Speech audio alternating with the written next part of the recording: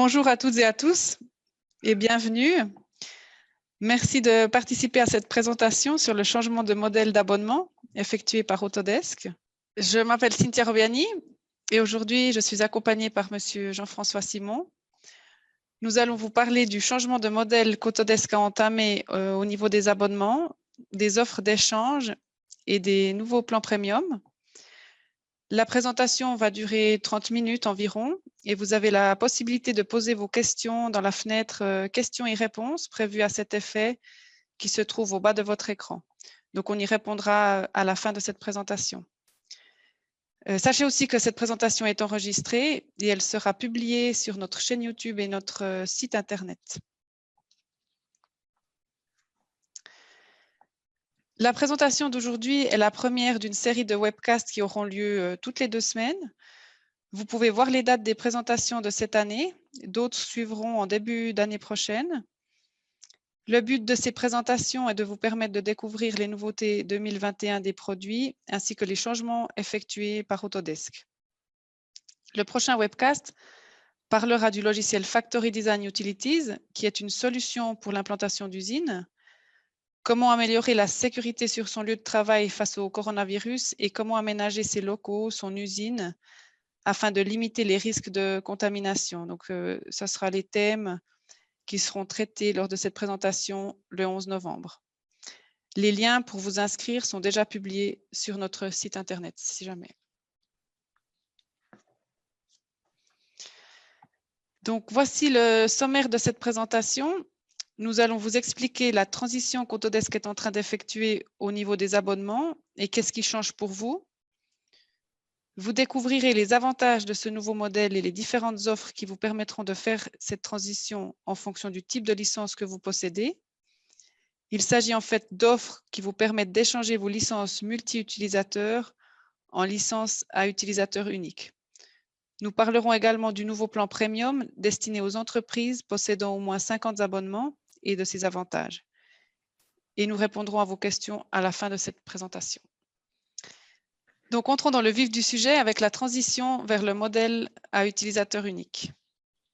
À partir du 7 mai 2020, Autodesk propose de nouveaux plans d'abonnement basés sur les utilisateurs et abandonne les plans basés sur les numéros de série. Donc, comme les plans de la plupart des fournisseurs SaaS, ils sont conçus pour les utilisateurs uniques et proposent diverses fonctionnalités de gestion, de support et de création de rapports pour les entreprises de toute taille. L'expérience de l'utilisateur devient ainsi plus personnalisée. Ces nouveaux plans permettent notamment d'optimiser le coût des licences grâce à la visibilité sur les données d'utilisation. Ils permettent en effet d'avoir accès à des rapports d'utilisation pour chaque utilisateur. Les employés bénéficient également d'un accès personnel à leur logiciel en se connectant avec leur email et vous n'avez plus besoin de gérer de serveurs réseau ni d'effectuer le suivi de numéros de série anonymes grâce à une gestion simplifiée et sécurisée des licences. Donc concrètement, les plans basés sur les numéros de série sont retirés. Par conséquent, les suites design et création ne peuvent plus être renouvelées depuis le 16 avril de cette année déjà. Les contrats actifs jusqu'à cette date ont été mis à jour à la version 2021 qui sera la dernière. Les plans de maintenance ne pourront plus être renouvelés après le 7 mai 2021 et les abonnements multi-utilisateurs, ce qu'on appelle aussi les licences flottantes, ne pourront plus être renouvelés après le 7 août 2021.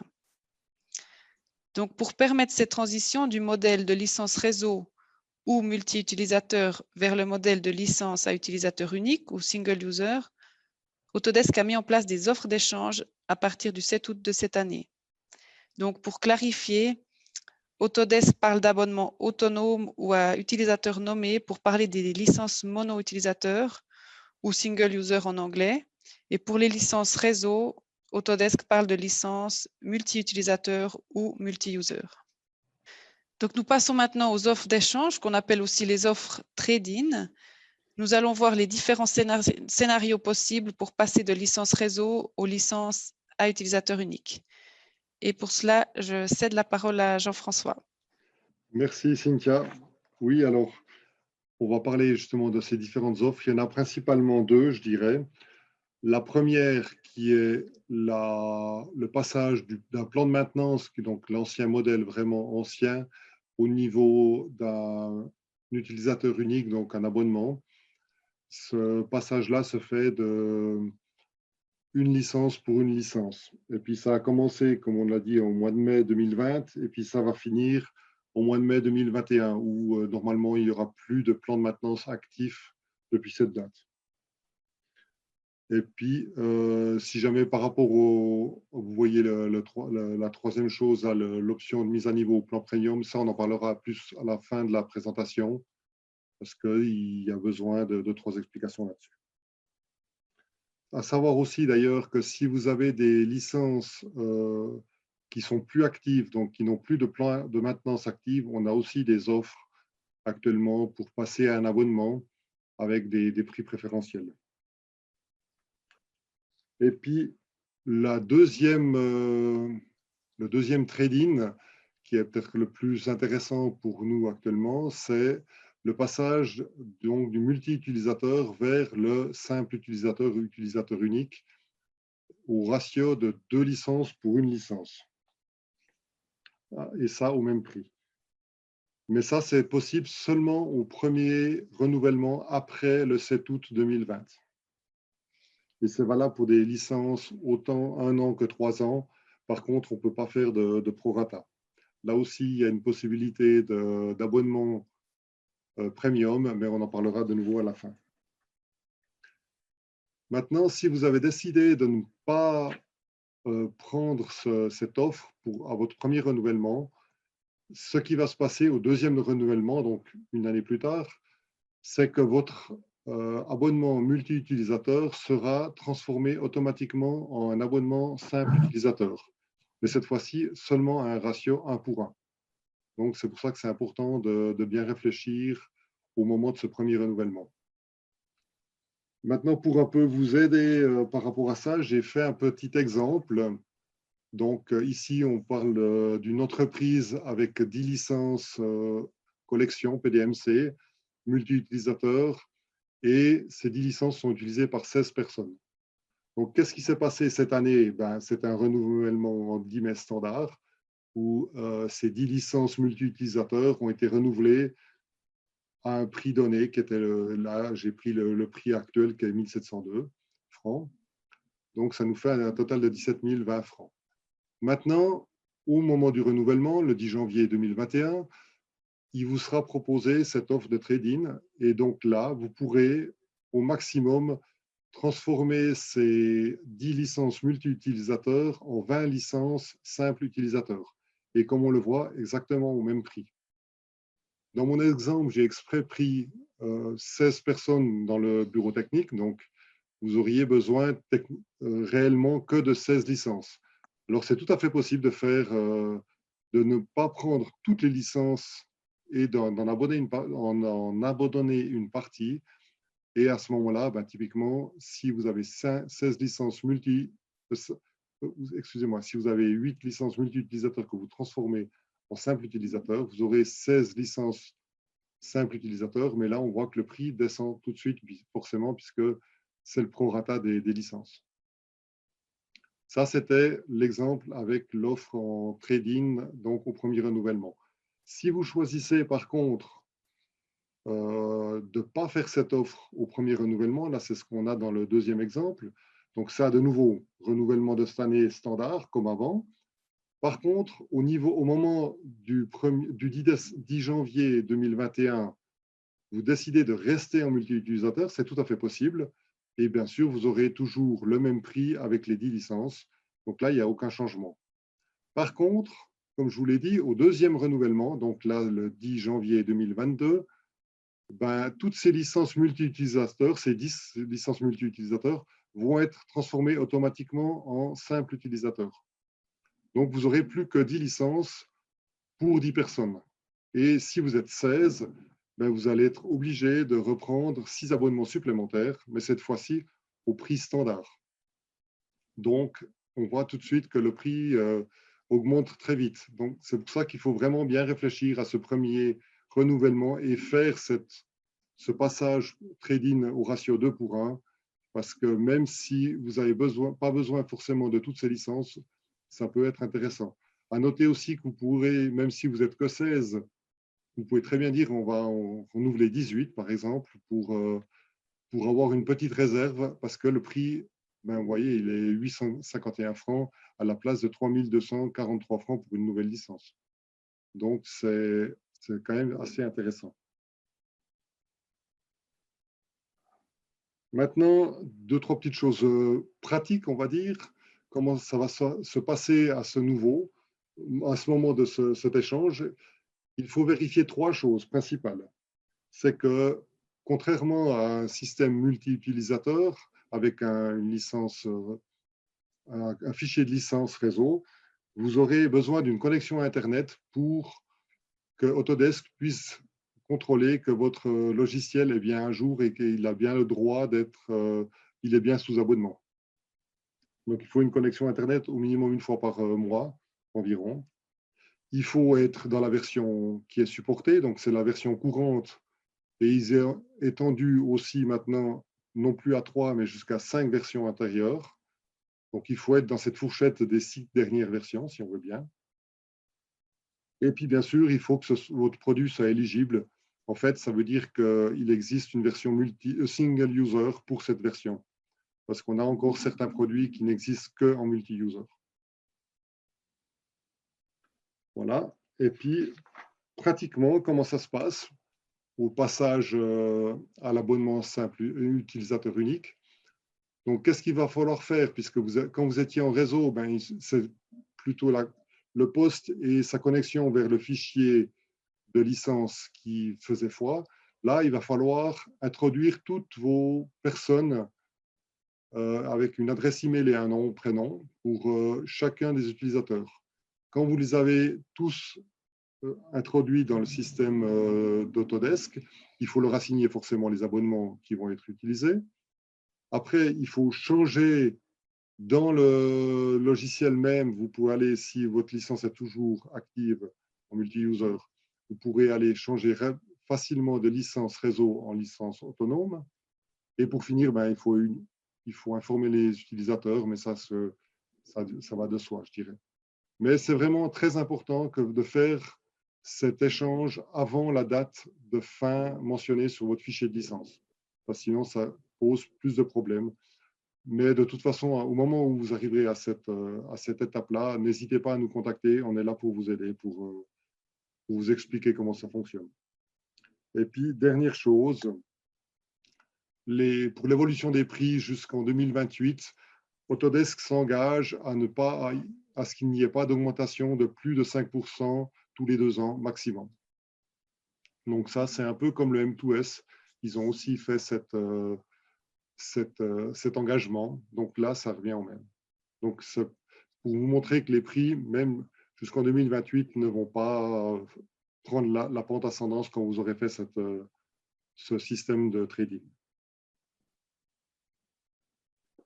Et puis maintenant, je vais repasser la parole à Cynthia pour parler du plan premium. Merci Jean-François. Donc, Autodesk lance un plan premium conçu pour aider les moyennes et grandes entreprises qui doivent gérer 50 abonnements ou plus pour optimiser leur travail.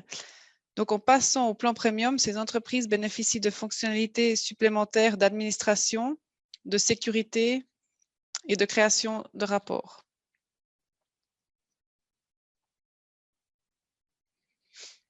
Donc, sur ce slide, vous pouvez voir un tableau comparatif du plan standard et du plan premium. Le plan standard est une offre évoluée et améliorée de ce que nous appelons actuellement un abonnement avec accès à utilisateur unique.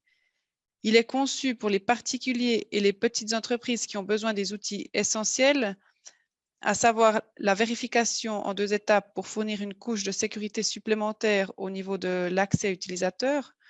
Vous avez également la possibilité d'importer un fichier pour une invitation groupée des utilisateurs via votre compte Autodesk. Vous pouvez aussi consulter et exporter les données d'utilisation du produit sans distinction des utilisateurs. Et vous avez une assistance technique 5 jours sur 7 pendant les heures de bureau. Le plan Premium, quant à lui, est destiné aux plus grandes entreprises de 50 abonnements ou plus qui ont besoin d'outils plus avancés. Donc, les clients qui souscrivent au plan Premium bénéficient de tous les avantages du plan standard, plus une connexion avec authentification unique, qu'on appelle aussi Single Sign-On ou SSO, pour un accès utilisateur plus automatique et sécurisé. Donc, lorsque cette authentification est configurée, vous pouvez utiliser vos identifiants professionnels habituels pour vous connecter à votre compte Autodesk. Et après votre première connexion, vous êtes automatiquement ajouté à la liste des utilisateurs. Et le plan Premium permet aussi la centralisation des achats pour les employés et les filiales au niveau mondial. Vous avez aussi la possibilité d'afficher et d'exporter des données d'utilisation des produits avec les détails des utilisateurs et vous disposez d'une assistance 24 heures sur 24 et 7 jours sur 7. Au niveau du prix, par Autodesk, ouais. Au niveau du prix, le plan standard est donc inclus dans l'abonnement et la mise à niveau au plan premium coûte 305 francs hors taxes par année et par licence. Sachez encore que le plan premium est seulement disponible pour les licences à utilisateur unique, donc pas pour les plans de maintenance ni les licences multi-utilisateurs. Et la majorité des produits Autodesk sont éligibles au plan premium, mais parmi ceux qui ne le sont pas, il y a les produits cloud et les services tels que BIM 360. Donc, pour résumer, voici les avantages du plan premium. Donc, il y a l'authentification unique qui permet de renforcer la sécurité grâce à une connexion unique à tous les logiciels Autodesk. Les rapports d'utilisation des produits, incluant les détails des utilisateurs. Donc, lorsque vous consultez les détails de l'utilisateur pour un utilisateur spécifique, vous pouvez voir à quelle fréquence cet utilisateur a utilisé différents produits. Vous pouvez voir le nombre de jours d'utilisation par produit, ainsi que la fréquence à laquelle les différentes versions de chaque produit sont utilisées. Et grâce au rapport par utilisateur, vous pouvez voir plus précisément les tendances d'utilisation et identifier les utilisateurs expérimentés de votre entreprise qui peuvent potentiellement partager leurs tactiques et leur flux de travail avec d'autres. Et il y a donc aussi l'assistance en direct 24 heures sur 24 et 7 jours sur 7 par Autodesk pour répondre à vos questions ou vous aider à résoudre des éventuels problèmes techniques. Au niveau de la gestion du plan Premium, donc il est vendu au niveau de l'administrateur principal. Ça signifie que c'est l'administrateur principal qui achètera le plan Premium pour tous les abonnements et utilisateurs qu'il gère. Donc, dans cet exemple, l'entreprise ABC dispose d'un administrateur principal pour ses équipes et de 2 administrateurs secondaires. Donc, dans ce cas, l'administrateur principal peut acheter le plan Premium pour toutes les équipes qu'il gère. Si l'entreprise ABC avait 2 administrateurs principaux, chacun d'entre eux devrait acheter le plan Premium de son côté pour les abonnements des équipes placées sous sa responsabilité. Chaque équipe associée à un compte Autodesk dépend donc d'un administrateur principal qui peut affecter des utilisateurs au logiciel et aux services, accéder à l'assistance et au téléchargement des produits d'une équipe, afficher les contrats achetés par le biais d'un revendeur, même s'il ne s'agit pas du gestionnaire de contrat, et afficher et exporter les rapports d'utilisation des produits pour toutes les équipes d'utilisateurs et tous les abonnements qu'ils gèrent. Et il ne peut y avoir qu'un seul administrateur principal par équipe qui peut être changé en libre service dans le compte Autodesk par l'administrateur principal ou secondaire de l'équipe. L'administrateur secondaire peut, lui, effectuer les mêmes actions que l'administrateur principal, mais il peut y avoir un nombre illimité d'administrateurs secondaires par équipe et il peut gérer plusieurs équipes. C'est une fonction particulièrement utile pour les grandes entreprises avec beaucoup d'utilisateurs. Un autre avantage avec le plan Premium, c'est que vous avez la possibilité de centraliser les achats pour vos employés et filiales internationales. Ça vous permet notamment de négocier plus efficacement lors de l'achat d'un grand volume d'abonnements. Avec les achats centralisés, une société mère peut acheter pour ses employés directs et filiales basés dans le monde entier. Voilà, on arrive gentiment à la fin. On peut passer maintenant à vos éventuelles questions. Première question posée durant cette présentation, est-ce que la centralisation des achats est disponible que pour les contrats premium? Oui, c'est un des avantages du plan Premium qui permet de centraliser les achats pour vos employés filiales internationales. Avec les achats centralisés, une société mère peut acheter pour ses employés directs et filiales basées dans le monde entier. Deuxième question, est-ce que l'assistance Autodesk pour le plan Premium est aussi disponible pour les utilisateurs finaux? Les administrateurs principaux ont la possibilité de demander un rappel téléphonique de la part d'Autodesk, alors que les utilisateurs liés au contrat Premium peuvent contacter l'assistance technique via le chat ou par email à travers une requête. Donc, si vous n'avez pas d'autres questions, j'espère que vous avez apprécié ça et puis qu'on va vous voir dans les prochains qui vont. Le prochain, c'est le 11 novembre avec le Factory Design Utilities qui a des outils très intéressants pour la période actuelle, mais pas seulement, aussi pour faire des implantations d'usines ou des choses comme ça. Peut-être aussi une petite remarque concernant Factory Design Utilities. La plupart d'entre vous, quand je regarde les participants, donc c'est des outils que vous avez déjà. Simplement, on se rend compte que la plupart des utilisateurs ne savent pas réellement quels sont les différents produits qui composent la collection. Donc, voilà, c'était la bonne occasion pour vous montrer, dans cette période un petit peu trouble du Covid, qu'avec cet outil d'implantation d'usine, on va pouvoir aussi créer quelques différents scénarios pour essayer d'éviter, d'augmenter les cas de contamination, etc. Voilà.